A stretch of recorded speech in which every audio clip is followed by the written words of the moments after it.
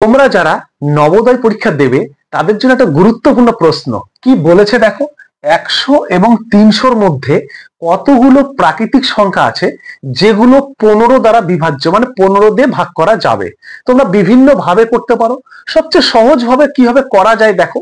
তোমরা প্রথমে যেটা করবে যে 1 থেকে 300 পর্যন্ত কতগুলো সংখ্যা আছে যেগুলো 15 দ্বারা ভাগ করা যায় সেটা আগে বের করে নেবে। মানে 1 to 300 কি করে করবে এটা, তুমি জাস্ট লাস্টের যে 300 আছে এটাকে 15 দিয়ে ভাগ করে দেবে। তাহলে একে 15 দিয়ে যদি তুমি ভাগ করে দাও তাহলে কত বেরোবে ভাগফল? ভাগফল বেরোবে 20, কারণ 15 দুগুণ 30 মানে 300। তাহলে আমার কত হলো? 20 হলো। কত পর্যন্ত? 1 থেকে 300 পর্যন্ত। কিন্তু প্রশ্নে কি বলেছে?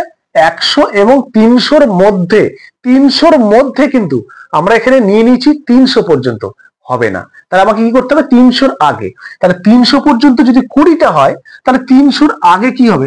19টা হবে। একদম সিম্পল, 19টা হবে। তাহলে আমার কি হলো? 1 থেকে 300-র মধ্যে 19টা সংখ্যা পেলাম।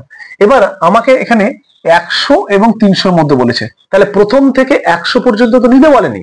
তাহলে এই যে 1 to 100-র মধ্যে এটা তো নিতে বলেনি, আমরা এটাও এখানে নিয়েছি। তাহলে এটা কি করব? এখান থেকে কতগুলো সংখ্যা আছে যেটা 15 দিয়ে ভাগ করা যায় সেটাকে বের করে এর থেকে বাদ দেব, তাহলেই হয়ে যাবে। তাহলে এবার কি করব? এই যে সংখ্যাটাকে আমি কত দিয়ে ভাগ করব? 15 দিয়ে ভাগ করব। ভাগফল কত হবে? 6 15 90, 7 15 105। 105টা তো বেশি হয়ে যায় 100 থেকে, সেটা তো এখানে ঢুকে যাবে। তাহলে আমি কি করব? আগেরটাই নেব। মানে কত নেব?